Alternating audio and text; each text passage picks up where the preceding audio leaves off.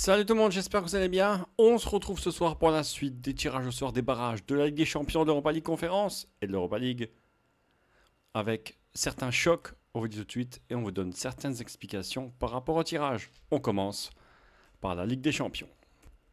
Bienvenue donc sur ma chaîne Gabi Banoun qui parle de FM Manager, mais également de temps en temps d'analyse, de description, de descriptif sur les clubs, sur les coupes. Et aujourd'hui, Ligue des Champions, Europa League Conférence. Vous avez vu rapidement les adversaires des clubs français.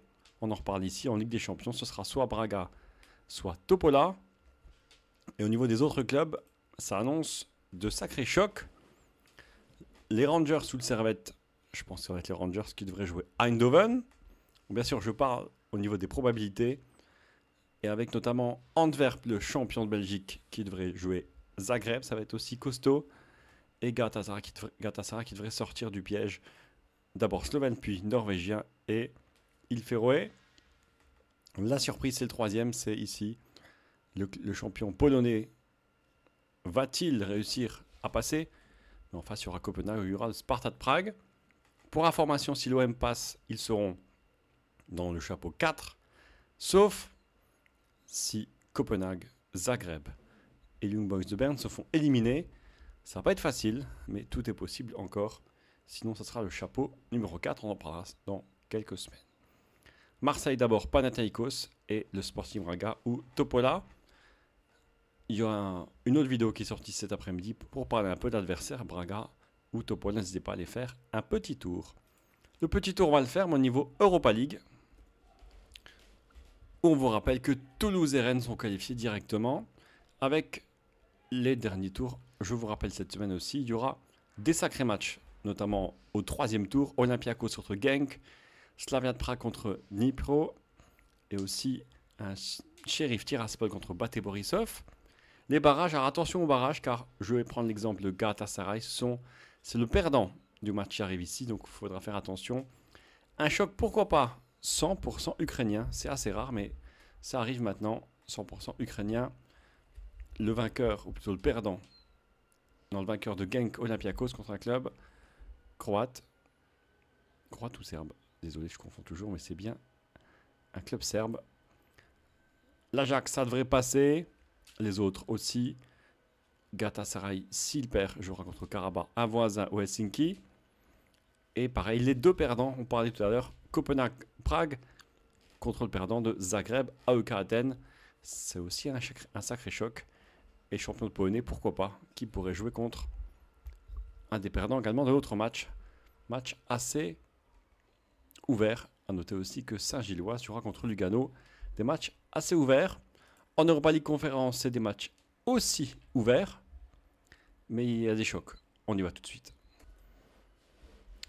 Pour voir les tirages au sort, on va aller directement sur le site de l'UEFA. Alors c'est peut-être un peu petit pour vous, mais je vous en parlais. D'abord, il y a les champions. Il y a des matchs assez intéressants. Pourquoi pas Ferencváros contre le club suédois de Häcken.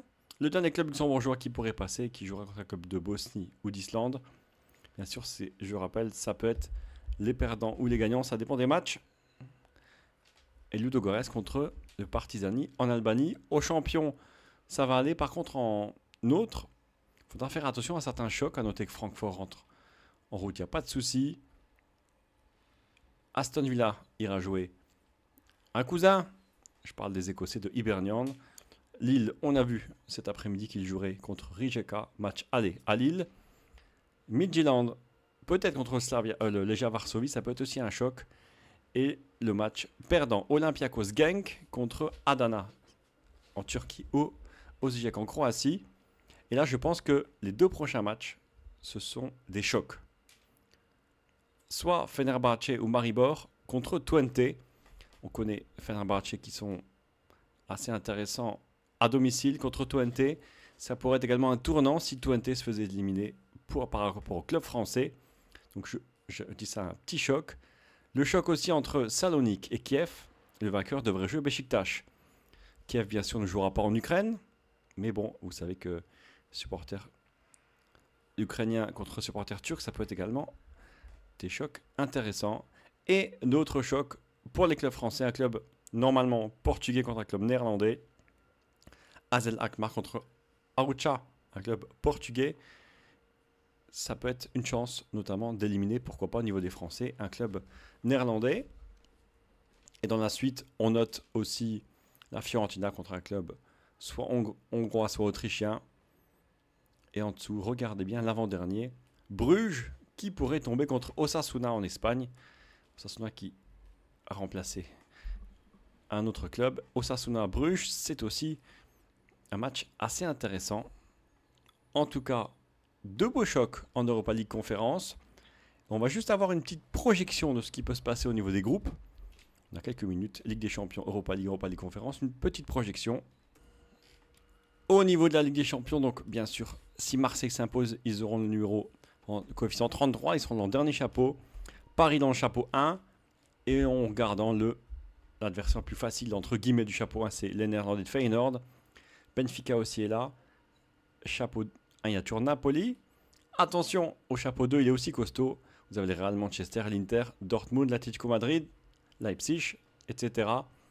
Ceux qui ont des étoiles, c'est ceux qui devraient se qualifier, d'après les coefficients. Dans le chapeau 3, Salzbourg, Donetsk, voire l'Étoile Rouge de Belgrade, dans le Partizan de Belgrade. C'est toujours l'ancienne non-Red Star Belgrade. Ça pourrait être aussi les adversaires les moins abondants et le dernier classé, sauf surprise, avec l'Union Berlin et Newcastle. Au niveau Paris Saint-Germain, il y aura un club ici, et je pense qu'à part la Real Sociedad, qui est un tout petit peu au-dessus des autres, je pense, le reste, ça devrait être facile pour Paris, mais il peut y avoir des surprises. Je vous montre rapidement l'Europa League, c'est un peu compliqué parce que les éliminés de la Ligue des Champions arrivent, ainsi que ceux qui seront dans les poules au niveau déjà qualifiés. Il y en a 6. Lisbonne, Rennes, Betis, Paddington, Freiburg et Toulouse. Toulouse qui aura un très mauvais coefficient. Rennes qui peut espérer être dans le chapeau 1 voire 2. En tout cas, c'est un peu difficile de savoir quel équipe vont pouvoir se qualifier. Dans la Ligue Europa Conférence, c'est un peu plus facile. Je disais donc un tout petit peu plus facile. Vous voyez, il n'y a pas de qualifié directement. Et vous voyez que normalement, des clubs comme Lille, Fenerbahçe, Kiev devraient passer. Et il pourrait même Lille être en chapeau 1 s'il y a quelques surprises. Mais Lille en chapeau 2, ça devrait être aussi intéressant pour vous montrer juste les qualifiés potentiels, les éliminés de Ligue des Champions, les éliminés de l'Europa League.